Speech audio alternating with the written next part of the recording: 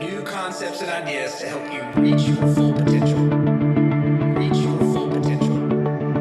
Reach your full potential. Small win, small win, small win. Keep your momentum going. The Success 101 Podcast. Welcome to the Success 101 Podcast. This is your host, Jarrod Warren. At each episode, my goal is to bring you a new concept or idea to help you maximize your full potential. Thanks for joining me here today. Now let's kick things off. Hey guys, welcome back. I'm excited to be here with you today on yet another awesome and incredible episode of the Success 101 Podcast. Now, you might notice that my audio is not your typical crystal clear Success 101 podcast audio, and that is because I am high in the Rocky Mountains this week. No, not that kind of high. This was a great week for my family and I to have a chance to get away here in the Rocky Mountains, and if you're checking out any of my Snapchat or Instagram stories, you've likely been able to see how beautiful and amazing it is up here. However, as it sometimes happens, guys, when you travel, audio equipment doesn't quite hold up the same way when you're mobile as it does at your own studio. So to keep you guys from hearing any more of this less than quality audio, it is without any further delay that I bring you my awesome episode with my good friend, Shawn Stevenson, here on the Success 101 Podcast.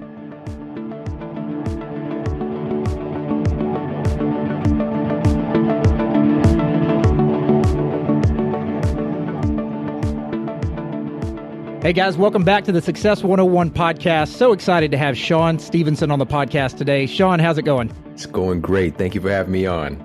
Man, I'm excited about all podcast episodes, but I have waited a very long time for us to have this conversation because I think the areas that you work in around health and what you're passionate about, especially when it comes to sleep, which is really your expertise there. I loved your book, Sleep Smarter, for so many people out there who are in driven, active personalities and roles.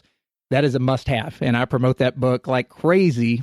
But today I want to talk about stress because so many of my listeners who are writing in and tuning in, both probably to your show and mine, are just dealing with, as we get older, dealing with higher levels of stress and this prideful idea, as I mentioned, of type A or driven personalities who can just muscle it through when they're younger. We learn that doesn't work whenever we get older. And so I'd love to deep dive into health, sleep, stress, all of that, but talk about stress mainly, why that prideful mindset about stress and thinking we can muscle it through, what it's actually doing to us from a cellular level, but also destroying our brains. And I know you're going to have a lot of background on that as well through your work. For sure. You know, the first thing to do is to pull apart what does stress actually look like, because some people listening are like, I'm not that stressed. I've got, a little bit of work stress, but the rest of my life is pretty smooth. But what I point people to is this concept called an overall stress load. And if you want to kind of look at this in a visual sense, picture a human head and the top is lifted open. And then in comes all these different sources of stress. So that's going to be obviously work stress. That's going to come in there. That's what most people think about when they think about stress. And that's only a small fraction of it. Then in comes relationship stress. So whether this is managing things with a significant other, children, extended family relationships, work relationships, whether you have employees, a boss, partners, customers, all of that is going in there as well. Then we've got, crazy as it sounds, exercise stress. So lack of exercise can actually be a big stressor, or too much exercise, which most people are not in that category, but there are some patients I've worked with over the years where I had to kind of reel them back in.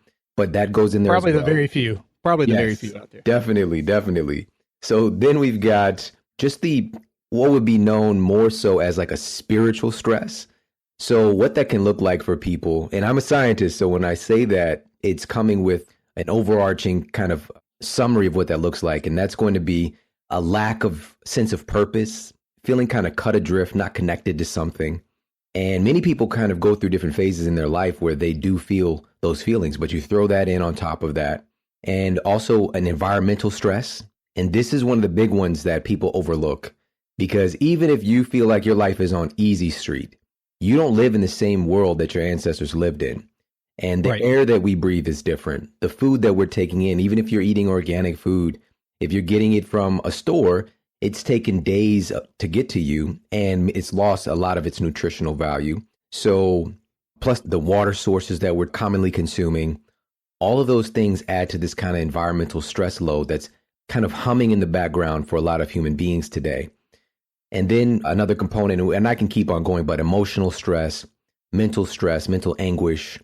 And then one final one is that, and this is a big one, is the nutrition stress, which kind of goes into the environmental stress, but that deserves its own category. So the food that we're eating instantly, and this is something that has really been my field of study for the last 10 plus years, is nutrigenomics, and looking at how every single molecule of food that you eat impacts your genetic expression for the better or the not so better, right? So every single bite of food that we eat is going to add to this nutrient stress load. So all of those things come together to create how you're experiencing stress in the world. And it depends on where you lie in that spectrum. So that's the first thing for people to really understand. All of these things, and I'm a big proponent of we can have it all, but all of these things need to be addressed and they need to create a cohesive system. That's number one. Number two, if we look at the realm of what you've been talking about, this kind of driven personality, and we need that for sure. We're talking about we're the people who actually help to change society, to move things forward. We need that. However, there are certain laws of life and laws of the body and a certain balance of being able to progress and to push and to push and to push and also to withdraw. There needs to be a kind of a sequence, just like if you look at a heart monitor, things are going up and down, up and down. If we just go up all the time, you're going to die. If we just go down all the time, you're going to die faster. We're all going to die eventually. But so that's really important to understand, is that we need to have strategic pushes and strategic withdrawals. We have to recharge our batteries. You are very much like a plant that can get up and walk around, basically. And so the plant is constantly energized by the environment and the soil, right?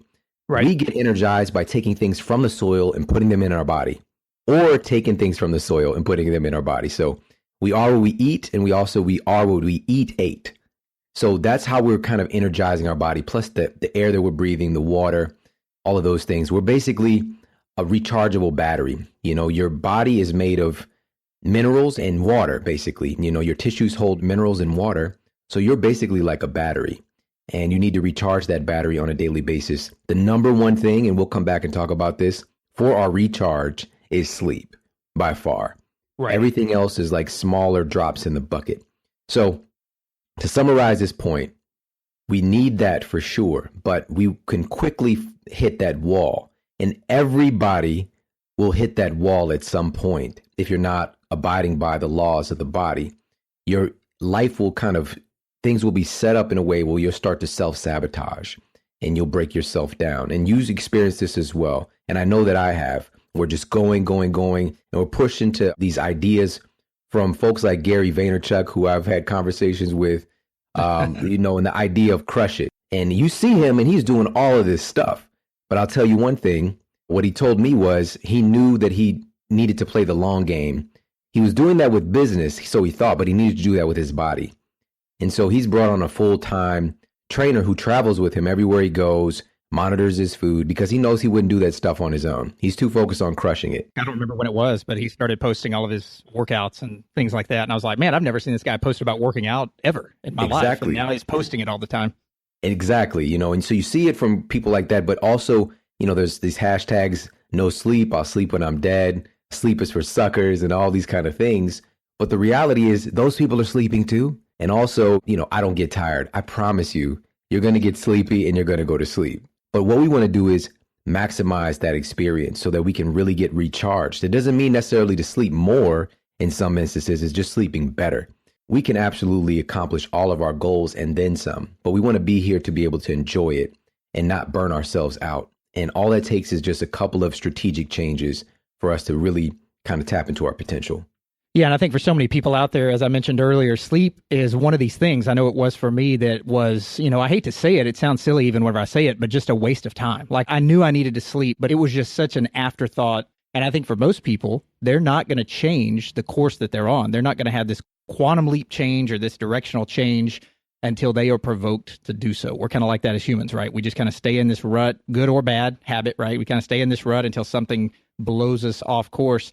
sleep, I have learned, and really why you've impacted me so much through the book, is just such an incredibly underutilized resource. I think especially for guys, females too, right? But I think especially for hard-headed guys out there that just view sleep as, hey, that's going to get in the way of the productive hours I should be up and working. And it's changing our biology. It's changing our minds, Parkinson's, Alzheimer's, all those sort of things. One question I do have, though, for you, Shawn, because I see all your stuff going out with your kids. You've got some awesome kids, and you guys are doing a lot of fun stuff together. But, you know, people probably look at your life and go, oh, man, this guy, he's traveling around, he's working out, he's hanging out with his family. I mean, you have stresses in your life as well. Oh, yeah.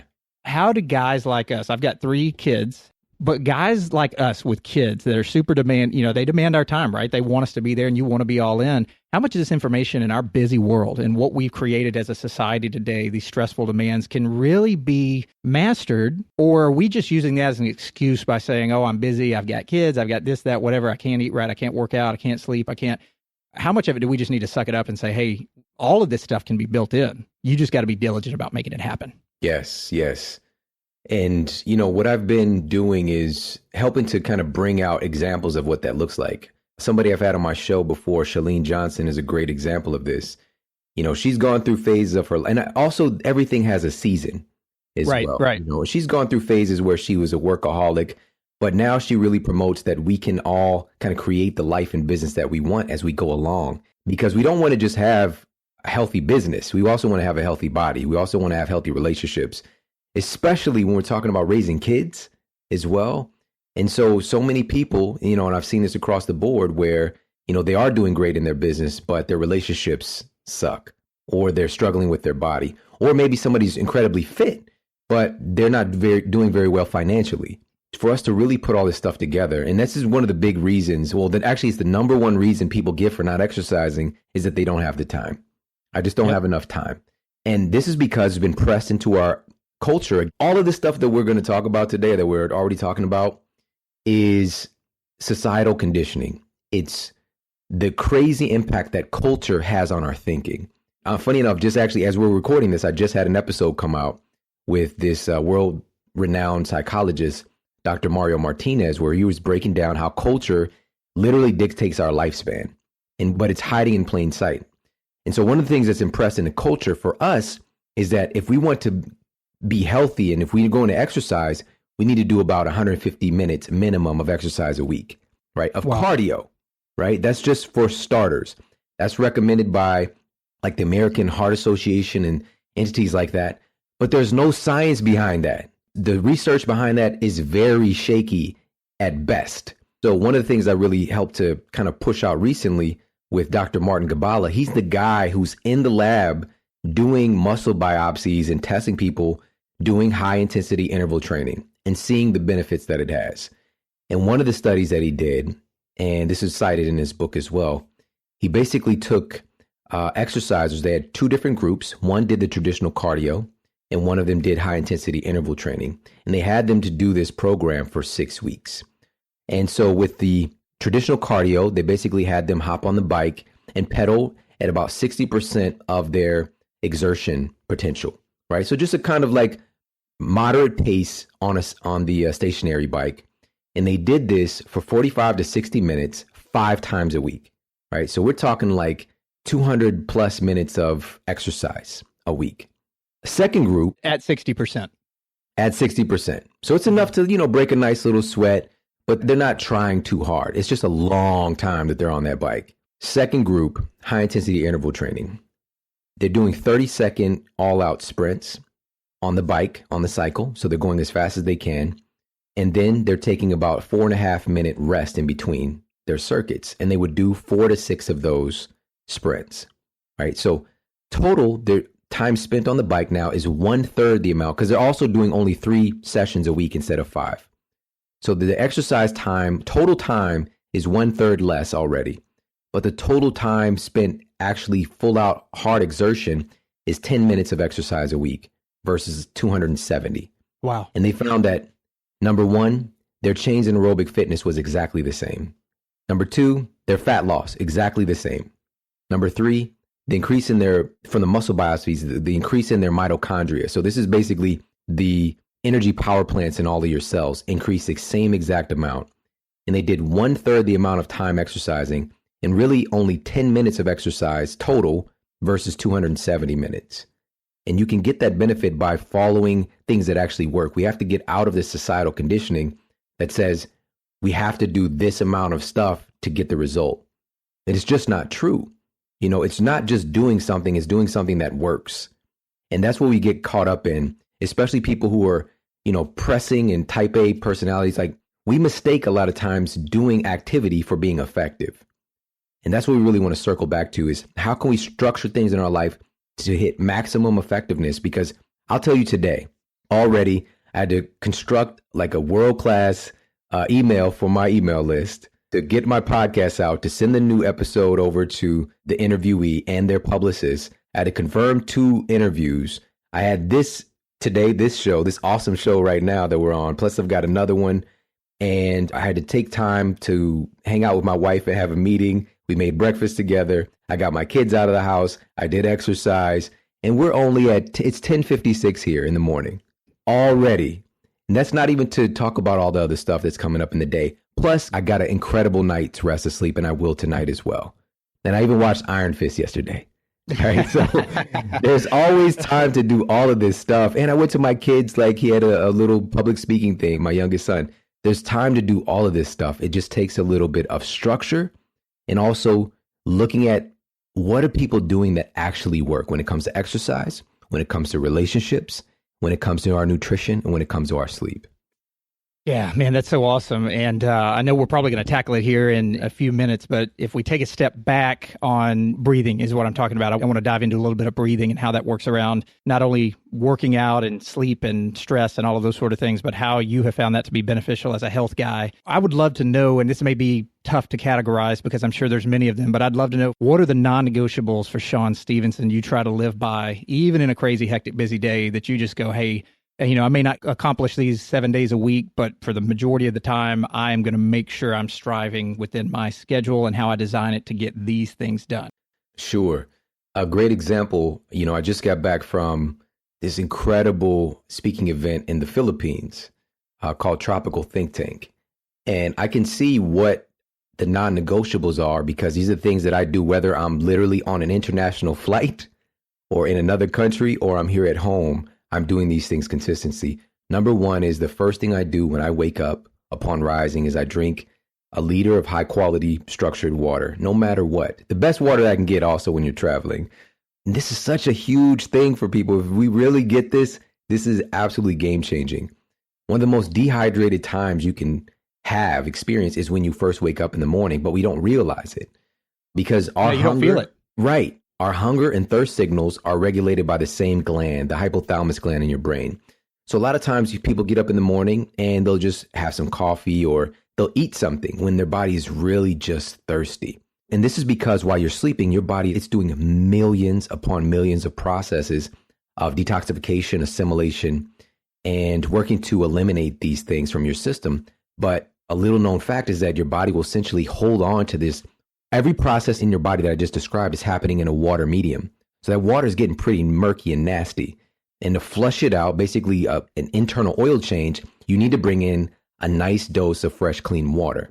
And your body will preferentially choose that clean, new water and flush out all those metabolic wastes. When you do that first thing in the morning, not only are you getting that benefit, you're also providing hydration for your brain, your tissues, your endocrine system, your nervous system. All of those things are operating in a water medium. And plus, get this, I just shared a study recently which blew my mind, and it's something called water-induced thermogenesis.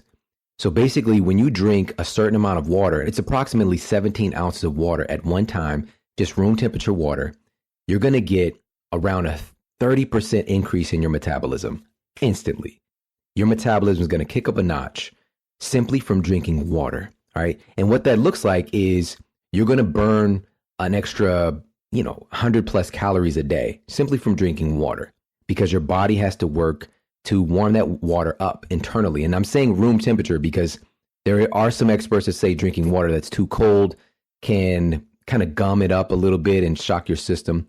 There isn't really clear data on that. So I just like to err on the side of caution. Simple room temperature water, and your body working to warm that up and that's approximately around, we'll say 70 degrees, up to 98.6 degrees of your body temperature, it's going to start burning more calories and turning up your metabolism. You get all that. Yeah, you would benefit. think, you mentioned the cold water. I've heard that before too, is that you don't want to take cold water, and I don't know where the research is around that, but you would think that if the body has to work that hard to warm up the room temperature water, 70 degrees and 98.6, it would have to work even harder to take a chilled 40 degree, bottle of water. I wonder why that is. I wonder why the body doesn't have to work harder and you burn even more calories. You have more benefit from a cold bottle of water, or what the studies are on that out there. That's the thing. There aren't really studies on that as far as drinking water colder. And it's a lot more anecdotal information. And believe me, I've looked and looked. And so, I would encourage people maybe even drink the water a little bit colder, but just kind of logically thinking some of the impact that it could have internally. External water submersion is great for you. You get these cold shock protein response. And I'm sure some of that benefit happens from drinking cold water as well. So I don't want to scare people off from drinking that. It's not that. It's just there isn't solid data on what the problem is. But a lot of experts say there's a problem. And I'm one of the people, like, I want to see the data. I want to see the science before I promote or demote whatever that thing is. Right. So that's the non-negotiable for me. One of them. Another one is, man, today I really needed this, just with all the stuff that's going on, is having a practice of gratitude. A lot of people hear this a lot regularly, but again, me being so analytical and a scientist, there has to be some efficacy to it for me to do it. And what it is, it's an instant cure for self-doubt. It's an instant cure for sadness. It's an instant cure for regret. It's an instant cure for confusion. When you start to think about all the things that you're grateful for in your life, maybe even just the top 3 things you're grateful for, you can't really simultaneously feel grateful and upset at the same time. Right. And so like really tuning in and being grateful for my wife, or grateful for my kids, grateful for the impact that the Model Health Show is having, or that the book is having, and all the different stories. And my wife has this practice that she's been doing for a while now of sending me over at least just one thank you note a day, because, we get a lot of different emails, so that I can just sit with that. And you mentioned this to me before the show, these are the small things that ensure that I don't get jaded and that I stay grounded in my mission and why this all matters. Because the day-to-day of trying to build something exceptional, you can get caught up in that and miss the point of why you're doing it. Absolutely. And so that's another non-negotiable for me. And I'll just kind of, last thing really quick. And not to cut you off there, but I would say about the whole gratitude thing, you think back years ago, I mean, gratitude's been around forever, right? This is nothing new under the sun, but you didn't hear people in every form of media, TV, radio, podcasts, internet, whatever, talking about gratitude like you hear it today. In my opinion, it's this underutilized resource for all the reasons you just mentioned. But I think whenever it started first surfacing, this has been my experience, when it first started surfacing, people thought, oh, well, yeah, of course. Like, of course we should be grateful for things, right? Now it's thrown around so much. And I know people that don't even practice it every day, but they still talk about it when they get on podcasts and, whatever else, because they know it's the thing they should say. Right. To where now it's just kind of the old hat thing, And so I think you're absolutely right. Doing it for the right reasons, focusing on it. You can also have a time carved off for gratitude, write down a few things, and it really not even move the emotion or move the needle. I'm glad you're holding to that one, because it just kind of shows that, it really does mean what it's supposed to mean. And more people need to really tap into it the right way, I believe. Absolutely. From the science perspective, it changes your biochemistry immediately, and our thoughts and our emotions are very powerful. And just a stressful thought, if you hold a stressful thought of something that's maybe negative happening in your life right now, it immediately, you start to release different neurotransmitters and hormones just from that. Yeah. Right. And we can do the same thing in a positive aspect. We can literally shift it just like that. But for most of us, we're asleep to that fact that we can actually dictate how we feel, because we're so external. We're so caught up in what's going on around us and being at the mercy of what's happening around us, instead of coming from the inside out, which many of the greats that we talk about today, that's where they lived. And it's a practice. It's a practice. It's not something, the quote, enlightened individuals, that's where they live. There are very few people who just do that automatically. It's a continuous practice. And so that's one side. And then the last non-negotiable would definitely be some kind of exercise, movement, definitely a big part of my life. No matter where I'm at, I'm going to do something, especially to start my day because of the benefits. And there was a study done at Appalachian State University that I like to share with people that found that morning exercisers, as compared to people exercising in the afternoon and evening, spend more time in the deepest, most anabolic stages of sleep. They get more efficient sleep cycles, and exercise in the morning results in an average of about 25% greater drop in your blood pressure at night compared to working out at other times. And it's not saying to not work out at other times. It's just getting that morning exercise in really helps to set you up for better sleep at night, because it does what I call a cortisol reset and helping to get your cortisol rhythm on track to start your day. So every single day, no matter where I'm at, no matter what I do, I'm going to get at least, 5 minutes of exercise in to start my day. And you talked about that in the book, Sleep Smarter, as well. And this was back before I really started studying and understanding a lot of this, especially about the adrenals and cortisol and the regulation of that, how they help us or harm us and, different things and what it's intended for. And I remember, and I hope I'm not butchering this because it was a little while ago whenever I read it, but I remember you saying something along the lines of the idea of meditating in the morning so that you can sleep better in the evening. And of course, I wasn't tapped into all this, right? So I read that and I was like, huh? I didn't really understand it back then. Talk to my listeners who might be feeling the same way. Working out in the morning is going to help me sleep better, keep me in a more anabolic state. Also, meditation, as you mentioned in the book, and sleeping better. How does that morning routine connect hours later with a nighttime, state of the body? Perfect. The big takeaway key words here is biological rhythms. And that is everything to your life and to our existence here on the planet. As crazy as it sounds, we're actually a part of nature. And so your body is constantly trying to be in sync with the diurnal patterns of what's happening on the planet. And with that said, so isn't that fascinating? What if we can package up ideas like that are clinically proven and give those to people? Like, hey, get at least 5 minutes exercise in the morning. That's going to help to improve your sleep quality. That's why it was a mandate for me to put the book together with a bunch of strategies like that. Again, all clinically proven, backed by sound science. But it really goes back to how we're designed. We have this innate intelligence. Humans evolved. We're not nocturnal creatures. We do not function very well in pitch black. The lion can see you, but you can't see it. All right. So that reverses the whole thing of like, you're the top organism on the planet. It's during the daytime, our senses are really set up for that, and that's where we've evolved. Like this, when we do our hunting and gathering, our teaching, our sharing of stories and play and things like that, really integrating and building society until we had the invention of light, and the light bulb. And we did have fire for a long, long time. Right. But again, that was more of kind of a safety mechanism, something we use for food, something we use for gathering, sharing stories in the evening. But people are not generally out running around in the darkness through our evolution with, trying to carry a torch. That's not how it worked. So with that said, with things changing with our biological rhythms and understanding how we're set up that way, our cortisol, it's called a cortisol rhythm, is supposed to be naturally elevated first thing in the morning because we evolved that way because cortisol helps you to get up and get going and to get active. And that's not a bad thing. Cortisol is not a bad guy. It's just when it's produced in the wrong amounts and at the wrong time. Now, if you look at a normal cortisol rhythm, and I have a chart for this in the book, or you can just go to Dr. Google and look one up, but your cortisol spikes in the morning between around 6 and 8 a.m., then it gradually declines and bottoms out in the evening. Clinically, we would call people who had these chronic sleep issues, when we look at their cortisol rhythm, as tired and wired. And their cortisol would be flipped. So it'd be too low in the morning where they had an incredibly difficult time peeling themselves out of bed. And in the evening, they just feel like they're wide awake because their cortisol is too high. And so employing some of the strategies that we have in the book, not everybody had to do everything, just small things, were able to reverse that and get their cortisol back on track. So that's one of the reasons exercise is so valuable, is it resets that cortisol rhythm by getting a cortisol spike and kind of putting it back on track. With meditation, and this is a big headline as well to take away from today, is a great night of sleep starts the moment you wake up in the morning, right? A great night of sleep starts the moment you wake up in the morning. Right. Because of the biological rhythms.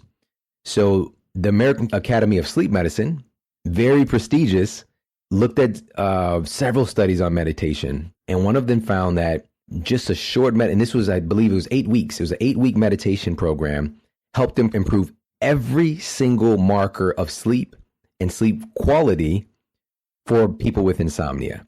All right. And this was doing meditation in the morning. And there are many forms of meditation. There's mindfulness meditation, there's breathing meditations, there's guided meditations. There's all kinds of different things that you can employ. There's apps for meditation today. But the important part is just taking advantage of it. And so what it does is it really helps to kind of reset and help you to modulate between your parasympathetic nervous system, which is this kind of quote fight or flight nervous system, and immediately activate your parasympathetic nervous system. So you have the sympathetic nervous system, fight or flight.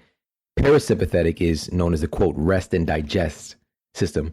And you can immediately turn that on and basically soothe the body and by employing some meditation or just simple breathing exercises. So it's really that simple. Yeah, great advice. And while you mentioned breathing, that's one of the points that I wanted to make sure we tackled today. I'm glad you just mentioned it. Why don't we just dive in there? I had Mark Devine on the podcast yesterday, and much of his talk with me was around breathing. But he's convinced that breath work, and it really is work, because as crazy as it sounds, you have to train yourself to breathe properly. Breathe from the gut, not shallow breathing as most of us do.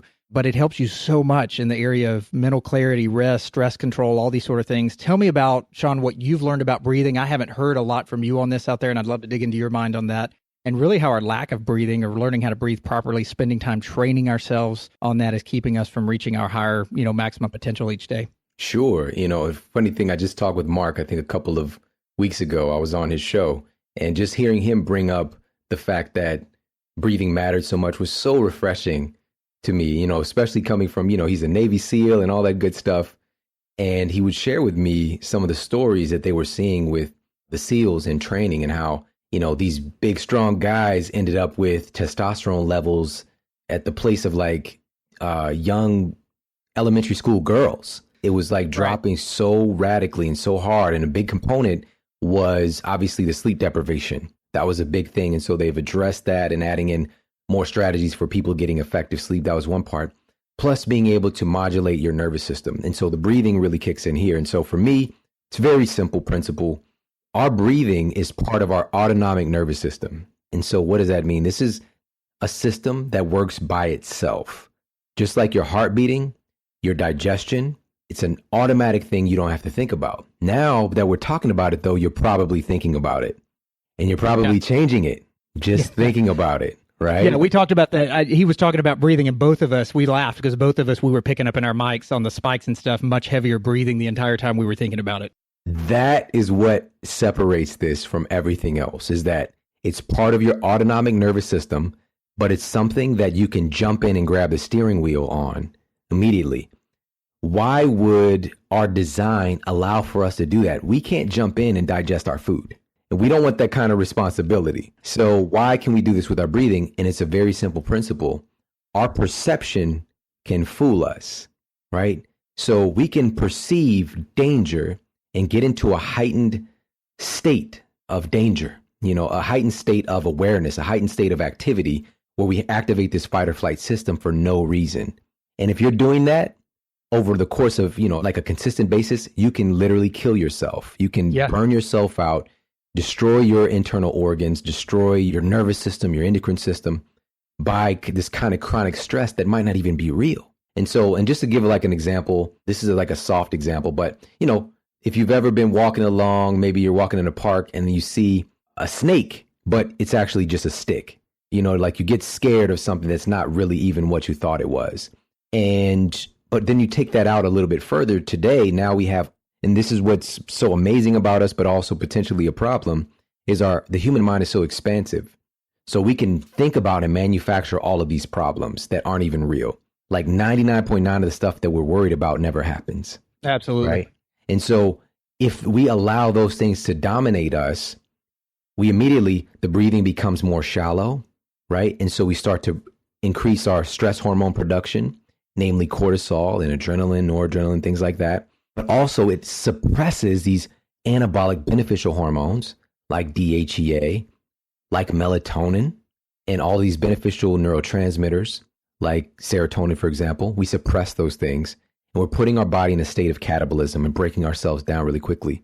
Life, our natural design has allowed us to jump in, grab the steering wheel, and we could instantly change that ratio simply by breathing deeper.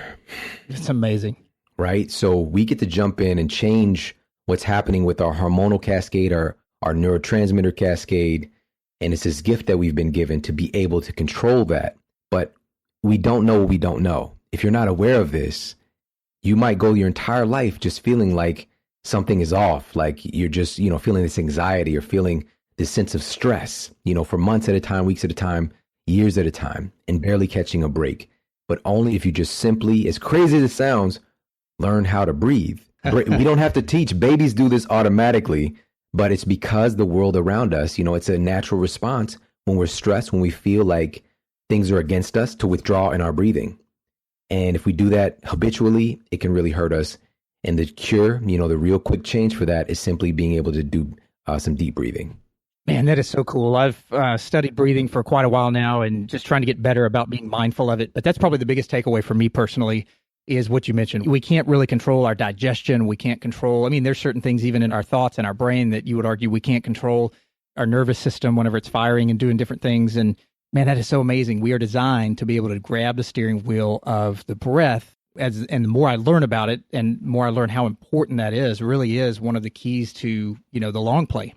As you mentioned a few minutes ago, is learning how to breathe. And you talk to so many guys, or I have, about breathing and even stretching, right? Yoga, things like that. And it's like, yeah, maybe I'll try that. It's like, it's so dismissed as this like phony or like, yoga, especially like, oh, that's for women. And, some of the baddest dudes I know out there don't want to miss yoga sessions. You talked about grabbing the steering wheel on that, and I'd mentioned there's a lot of things obviously we can't control, but that's one of them. That's really cool. How about fasting? I haven't heard you talk a lot, maybe lately, I'm sure you've talked a lot about it, but I haven't heard it about fasting.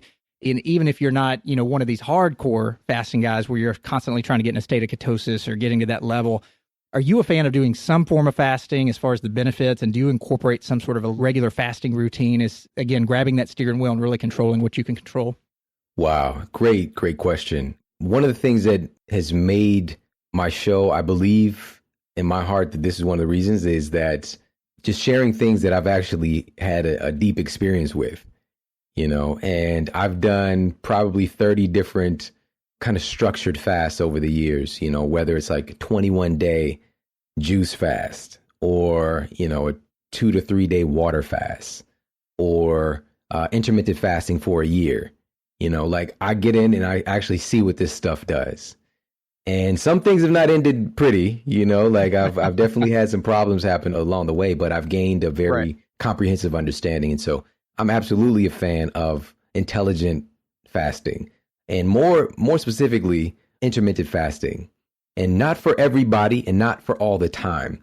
Right. But this can be something that's very simple that pretty much we all kind of set up a process for in our lives.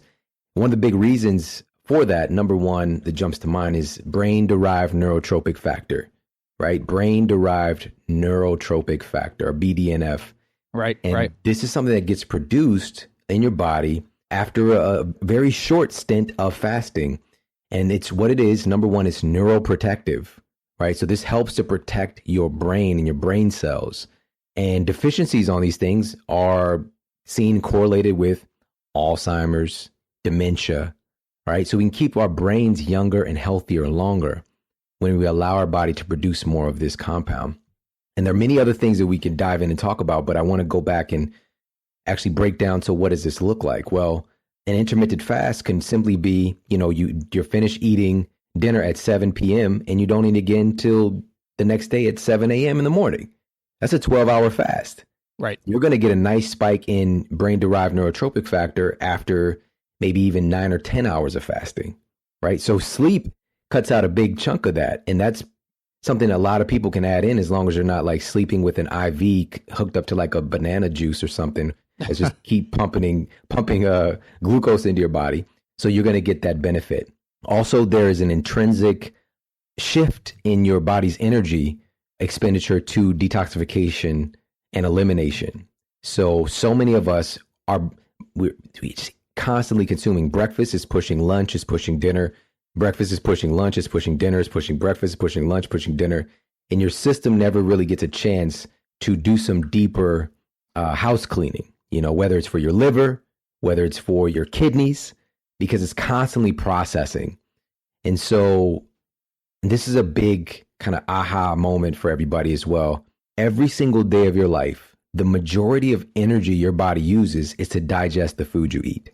All right. So all the energy that we want to have to crush it in our lives and accomplish our goals, to spend time with our kids and to do all this stuff and have energy to do it, most of it's used to turn food into you. It's a very expensive process. Like that pizza becomes like your nipple or something like that. All right. So when you're looking at a food, it's actually going to become a part of you. I don't know. I guess maybe it's the pepperoni I was picturing. I don't know. Yeah. I'm like, man, next time I have a pizza, I hope that doesn't stick in my mind like something's here on my brain. So this is really important for us to understand that we have to be more aware of the fact that this is an expensive process. And we want to eat foods that really jive with our system so that we are assimilating better, but also give our body time so that it can be free of that process to use energy for other things, right?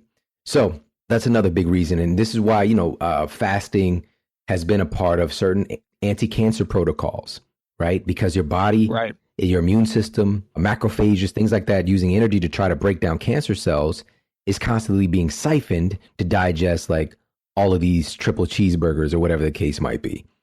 So this is why changes and things like that can be so beneficial for people struggling with conditions like that. And we've done shows dedicated to that topic specifically, which we won't get in here today because it's such a big topic, but there's a lot of incredible data, clinical research out there for treatments like that involve things like fasting. And so that's why I employ it on a pretty consistent basis. So for me, I might be done eating again 7:30, and I probably won't. The first thing that I usually have every day is going to be some kind of an elixir, right? Like I love these medicinal mushroom teas and things, again, have been used for thousands of years, not magic mushrooms, right? Medicinal mushrooms with some healthy fats. And I'll generally have that around 7:30. So it's probably around, 11 or 12 hour fast for me for most days. But when I was doing the intermittent fasting experiment, I wouldn't eat anything until maybe around 10 o'clock, and I wouldn't even have the my elixir either. Right. So, and it was tough in the beginning, but then my body got adjusted to it. But I found that I lost a lot of weight. That's another big key here. Last thing I'll mention is the weight loss can be exceptional for people. Like really, really exceptional. Mainly for men, though. I have to point that out. For women, this is something where it's a case-to-case basis because your body and your hormones are operating differently. But women can achieve a really nice change in their body composition, weight loss, by employing some of the principles of intermittent fasting, but not as stringent. Yeah. Boy, my wife hates it whenever I tell her I'm going to, shred up for a trip. We're going to the Bahamas this next week. And she just rolls her eyes because she's like, yeah, okay, just don't, go fast or whatever. And you'll just drop pounds. And, there's no way I can do that. So they hate it whenever, we bring stuff up like that as guys, because we do. It tends to work a little bit better for us. But Shawn, thanks so much for your time here today. I mean, one of the things I knew I would be frustrated by is by the time we got to the end of this thing, it'd just still be, so many things I'd love to pick your brain on, but we can only have so much time in a podcast. Where can we steer more listeners your way? I just want to get a big emphasis on people going and downloading your knowledge because you put out so much great stuff. And people who know me, they know I test everything, kind of like the scientist in you. If I'm saying it, I've probably researched it a lot. You better take it to the bank. And guys listening in out there, you got to go tune in. #1 health podcast on iTunes. I mean, it's just amazing. I don't know if you ever saw that coming or if you've just been blown away by the success it's had, but the Model Health Show, Shawn Stevenson, it's just had a tremendous impact on people out there. And I just want to point all of our listeners over there to your show and to your book, Sleep Smarter, because it just had such a big impact on me during a time where a lot of this stuff we're talking about today was really taking a huge, and had been taking a toll on my system for a while, but you don't see it right at first. Yeah. And you've been awesome in your help with that. And that's why I wanted to get you on. Oh, man, it's totally my pleasure. And that means everything to me. And I definitely, I felt that the Model Health Show was going to help a lot of people. I really didn't. My vision was kind of small. It was too small at the time. I had no idea just how big it would get. And it's because people are looking for what's real, and also, I love that statement that, people don't care how much you know until they know how much you care, and imbuing care and real dedication into the work to be of service, and so that's what we really package into the show. And every single episode is a masterclass on the subject matter. So whether we're talking about water and hydration, whether we're talking about reversing type 2 diabetes, whether we're talking about intermittent fasting, cryotherapy, fat loss. We've got some incredible, mind-blowing shows on fat loss that, I get messages, people lose 75 pounds, 100 pounds, or, lowering their body fat to that magic number they're trying to get, but without all the drama, right? I feel that suffering does not equal health. Like those two things do not go together for me. And so that's really why we do what we do. And so, like you said, anywhere that people are listening to this amazing podcast that you've put together, they could find the Model Health Show there as well, or they could check us out online at themodelhealthshow.com. I think you've just been so successful because of all the energy that Jade brings to the show. That's probably what it is, right?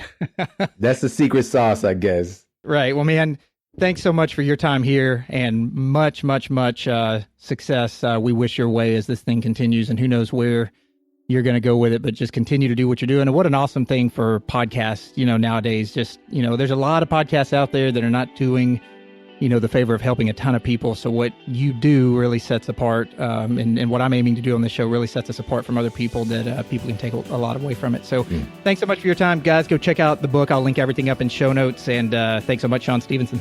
Thank you. Take care. Bye-bye. Bye-bye.